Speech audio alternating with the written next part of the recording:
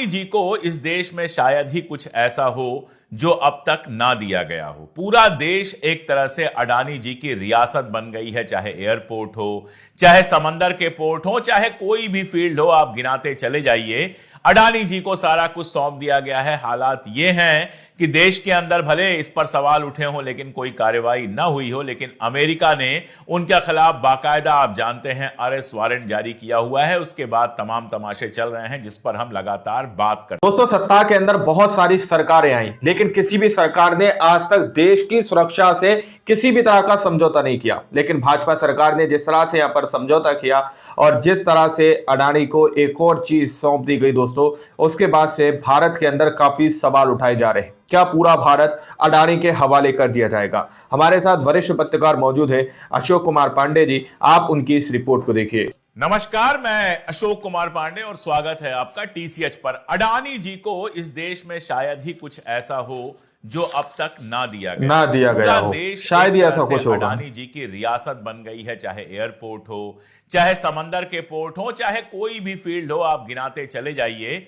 अडानी जी को सारा कुछ सौंप दिया गया है। हालात ये हैं कि देश के अंदर भले इस पर सवाल उठे हों लेकिन कोई कार्रवाई ना हुई हो, लेकिन अमेरिका ने उनके खिलाफ बाकायदा, आप जानते हैं, अरेस्ट वारंट जारी किया हुआ है। उसके बाद तमाम तमाशे चल रहे हैं जिस पर हम लगातार बात करते रहे हैं।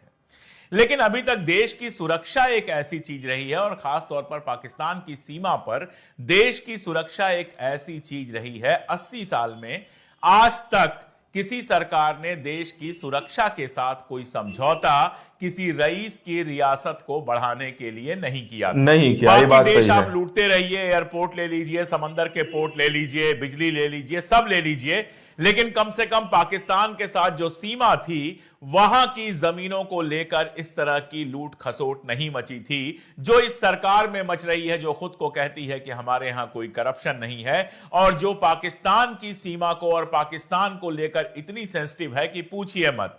आपको याद ही होगा, यह कुंभ शुरू हुआ था और एक संत जो हैं, जो भारतीय जनता पार्टी के बहुत करीब हैं, उन्होंने कहा था कि इस कुंभ में हम कुछ ऐसा करने जा रहे हैं कि पीओके भारत का हिस्सा बन जाएगा। इसके पहले भी आपको याद होगा, योगी जी ने चुनाव प्रचार के समय कहा था कि 6 महीने के अंदर अगर मोदी जी की सरकार बनती है तो 6 महीने के अंदर हम पीओके को अपने कब्जे में ले लेंगे। 6 महीने से ज्यादा बीत चुका है, कब्जा वब्जा तो क्या होगा, लेकिन पाकिस्तान एक ऐसा लफ्ज है, पाकिस्तान एक ऐसा वर्ड है जिसके बिना भारतीय जनता पार्टी की राजनीति नहीं हो पाती और राजनीति जो है वो पूरी मुकम्मल ही नहीं हो पाती। चाइना कहने में तो उनको पाकिस्तान और मुसलमान के बिना। पाकिस्तान तो उनके भाषणों में भी खूब आता है। पाकिस्तान से लगी हमारी जो सीमा है, खासतौर पे जो कच्छ का रन है, उसको लेकर हमेशा से सरकारें बहुत सेंसिटिव रही हैं। आप जानते हैं, सर क्रीक लाइन है वहां पर, वो भारत और पाकिस्तान के बीच में काफी फ्लैश पॉइंट माना जाता है। पहले के युद्धों में भी वहां पर लड़ाइयां हो चुकी हैं, कई बार घुसपैठ वगैरह की कोशिशें वहां पकड़ी गई हैं। इसीलिए कच्छ के रन और उसके आसपास की जो जमीन है उसको लेकर अब तक सरकारें बहुत ज्यादा सेंसिटिव रही हैं। आगे मैं डिटेल में बताऊंगा ये क्यों मुश्किल मामला है, ये समझना बहुत जरूरी है। कच्छ का रन जो है, या भारत पाकिस्तान की जो बाउंड्री है, उससे डिसाइड किया गया कि कुछ किलोमीटर की दूरी तक किसी प्राइवेट एंटिटी को या किसी भी तरह का कोई इंस्टीट्यूट, किसी भी तरह की कोई फैक्ट्री या किसी भी अन्य काम के लिए वो जमीन नहीं दी जाएगी। एक तो होता है नो मैंस लैंड, और दूसरा ये सीमा के पास की जो जमीन होती है उस जमीन पर खास ध्यान रखा जाता है, खास ध्यान रखा जाएगा, किसी को दी नहीं जाएगी वो जमीन। पाकिस्तान सीधे तौर पर कहा जा रहा है, लेकिन बावजूद इसके फिर भी बेची जा रही है जमीन। तो प्रेजेंट में इसकी वजह से कोई नुकसान ना हो, प्रेजेंट में ऐसा कुछ ना हो कि पाकिस्तान उसका फायदा उठा ले, और दूसरा फ्यूचर में अगर युद्ध होता है तो वो जमीन खाली रहे ताकि लैंड माइन बिछाना हो और भी कुछ करना हो, सेना का मूवमेंट हो, उसमें किसी भी तरह का कोई डिस्टरबेंस ना आए। एक तरह से आप ये कह सकते हैं कि जंग का मैदान वो खाली छोड़ दिया जाता है कि अगर जंग के हालात बने तो आर्मी उसमें आराम से मूव कर सके। अब जो यह किस्सा आया है वो यही आया है कि ये जो खाली जंग का मैदान छोड़ा गया था, ये जमीन भी अडानी जी को गिफ्ट कर दी गई है, दे दी गई है, बेच दिया गया दोस्तों बॉर्डर, वो अपनी फैक्ट्री लगा सकें। भले हमारी आर्मी को उससे परेशानी हो, भले हमारे देश की सुरक्षा खतरे में पड़े, लेकिन अडानी जी की थैली भरी गई है। अडानी जी की रईसी और रियासत दोनों को बढ़ाने के लिए नियम कानून में बदलाव करके और ये सारी जमीन उनको दे दी गई है ताकि वो अपना प्रोजेक्ट वहां पर लगा सकें। जो वायु चक्की का, पवन चक्की का प्रोजेक्ट है वो वहां पर लगा सकें। पहले सरकार को लगाना था, फिर कैसे सरकार से लेके उनको दिया गया। ये पूरा किस्सा बताता है कि जो सरकार कहती है हमारे यहां करप्शन नहीं है, उसके यहां नियमों में ही ऐसा बदलाव किया जाता है, तोड़ मरोड़ की जाती है कि सारा पैसा अडानी जी की प्रॉफिट में, अडानी जी के पॉकेट में बड़ी आसानी से पहुंच जाए। कल प्रियंका गांधी ने इस पर ट्वीट किया, उसके बाद मल्लिकार्जुन खड़गे ने भी इस पर सवाल उठाया, राहुल गांधी ने भी सवाल उठाया। संसद का आखिरी दिन है, हो सकता है, संभव है कि इस पर काफी सारी चर्चा हो, काफी सारी चर्चा इसको लेकर की जाए। खबर छपी द गार्जियन में। आप जानते हैं हिंदुस्तान का गोदी मीडिया तो अपने मालिक के खिलाफ कुछ कह नहीं सकता और न कुछ सुन सकता है। और दूसरे मालिक हैं उसके आदरणीय नरेंद्र मोदी जी। इन दोनों मालिकों के ऊपर कोई बात तो हमारे देश का गोदी मीडिया कह ही नहीं सकता है। इसीलिए यह खबर हिंदुस्तान के किसी अखबार में नहीं छपी, इसीलिए इस खबर पर हिंदुस्तान के किसी चैनल पर बातचीत नहीं हुई। बातचीत अगर हुई तो द गार्जियन में हुई। द गार्जियन में खबर छपी और उसके बाद इस पर शोर मच गया। उसके बाद कुछ एक और जगहों पर छोटी मोटी खबरें आईं।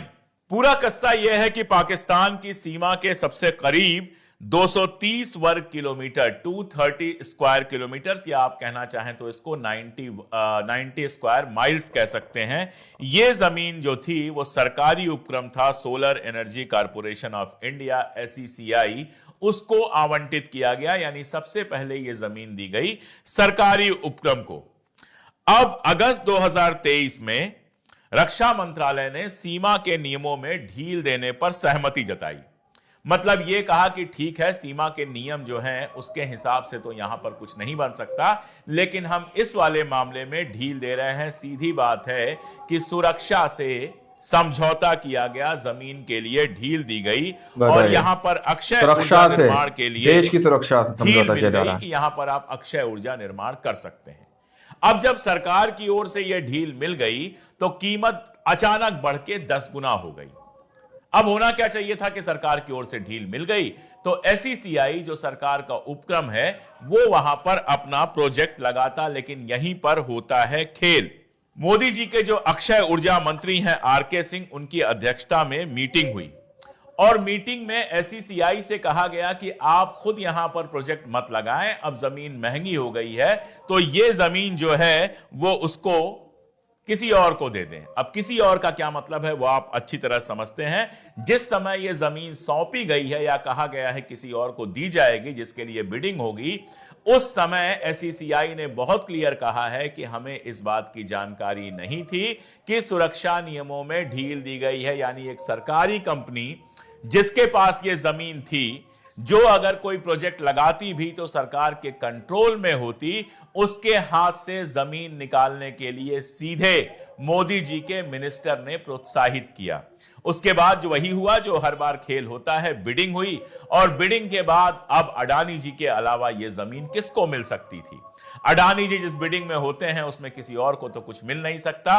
क्यों नहीं मिल सकता यह समझने के लिए आपको ढेर सारी बॉलीवुड की फिल्में देखनी पड़ेंगी और आपको समझ में आएगा कि बड़ी कंपनियां जो होती हैं वो बिडिंग कैसे जीतती हैं। और यह बड़ी कंपनी तो सरकार के बिल्कुल बगल की कंपनी है, सरकार की जैसे अपनी कंपनी है। तो ये सारी जमीन जो है यानी 190 स्क्वायर किलोमीटर की जो ये जमीन थी, ये पूरी की पूरी मिल गई अडानी जी को। और अब जब अडानी जी आ गए थे तो उनको 255 यानी 255 स्क्वायर किलोमीटर की जमीन और दे दी गई। यानी ओरिजिनली ये 230 स्क्वायर किलोमीटर थी और इसमें 255 स्क्वायर किलोमीटर की जमीन और दे दी गई।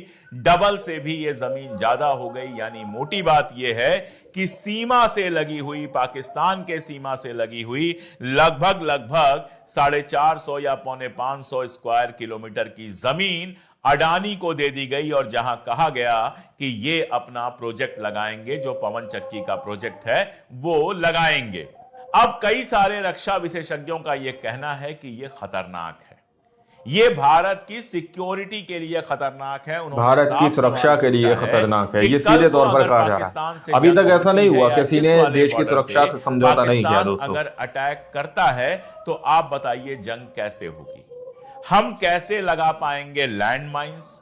बाकी लड़ाइयां, आर्मी का मूवमेंट, बाकी सारी चीज कैसे पॉसिबल होगी जब इतने लंबे इलाके में और इतने चौड़े इलाके में अडानी जी का प्रोजेक्ट लगा हुआ होगा? एक अधिकारी ने पूछा है, इसमें इस अखबार में किसी अधिकारी को कोट किया गया है जिसका नाम नहीं बताया गया है। उसने पूछा है कि अगर माइंस, एंटी टैंक या एंटी पर्सन बिछाने की जरूरत पड़ी तो हम क्या करेंगे? डिफेंस और अटैक दोनों में स्पेस और सरप्राइज की अवधारणाओं का क्या होगा? यानी बहुत सीधी सी बात है ना, मैं सुरक्षा का एक्सपर्ट हूं ना आप सुरक्षा के एक्सपर्ट हैं, लेकिन यह खेल कितना भयानक है। जमीन थी, सीमा की जमीन थी, एससीसीआई के पास वो जमीन थी। एससीसीआई प्रोजेक्ट नहीं लगा सकता था क्योंकि रक्षा मंत्रालय से ढील नहीं मिली थी। जब अडानी जी के दिमाग में आया कि यहां तो प्रोजेक्ट लगाया जा सकता है और यही पूरा इलाका है, अल्टरनेटिव एनर्जी का ये पूरा इलाका है जिसको लेके अमेरिका में सारा तमाशा हुआ है, तो जब उनको लगा कि अल्टरनेटिव एनर्जी के क्षेत्र में जाना है तो पहले तो जो हमारा रक्षा मंत्रालय है उसने ढील दे दी कि यहां पर वो बन सकता है। और ढील देने के बाद एससीसीआई से कहा गया कि तुम खुद मत बनाओ, दूसरे को जमीन दे दो। एससीसीआई ने बिडिंग की, वो बिडिंग अडानी जी ने जीत ली और इस तरह रक्षा मंत्रालय द्वारा दी गई ढील का पूरा फायदा अडानी जी को पहुंचा। अब अडानी जी को वो जमीन मिल गई है और वहां बड़े आराम से वो अपनी पवन चक्की का प्रोजेक्ट लगाएंगे। अब जाहिर है कि अडानी का कहना यह है कि हमने तो सरकारी नियम के हिसाब से किया है, और वो झूठ भी नहीं बोल रहे हैं, उन्होंने सरकारी नियम के हिसाब से किया है। खेल तो यही है कि उनको फायदा पहुंचाने के लिए सीधे सीधे सरकारी नियम बदल दिए गए हैं।